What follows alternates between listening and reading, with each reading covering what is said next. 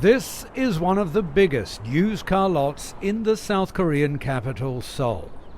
Here, there's no point writing prices on windscreens because they'll probably rise tomorrow. Compared to the pre-pandemic period, new cars prices have increased by 10% and used cars 15%. Right now, the price of all vehicles is skyrocketing to the point where the word carflation, combining car and inflation, has come into being.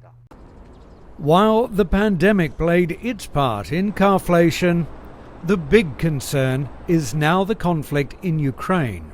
Due to the conflict between Ukraine and Russia, the price of oil has soared and the cost of raw materials and the logistics has increased greatly. Modern cars are dependent on semiconductors, which are dependent on lasers to cut them, which in turn are dependent on high-grade neon gases, roughly half of which are made by just 2 companies in Ukraine, one of them in the largely devastated town of Mariupol.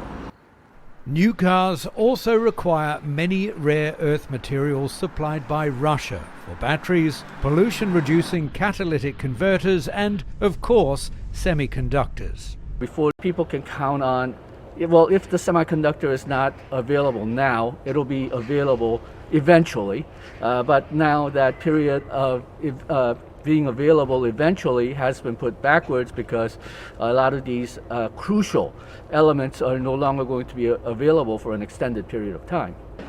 The only potential good news regarding chip prices and car availability is, unfortunately, also bad news. Global growth is expected to go down. That may reduce the demand in some of the countries whose automobile demand went up.